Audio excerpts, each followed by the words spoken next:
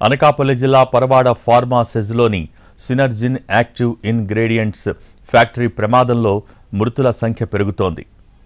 చికిత్స పొందుతున్న వారిలో 3 మృతి చెందారు. శ్రీకాకుళం వాసి కోరాడ సూర్యనారాయణ ఇవాళ ఉదయం తుదిశ్వాస విడిచాడు.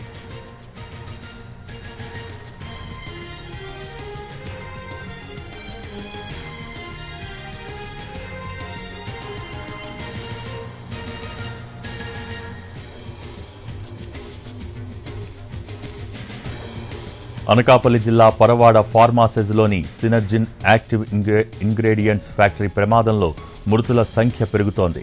చికిత్స పొందుతున్న వారిలో 3 మృతి చెందారు.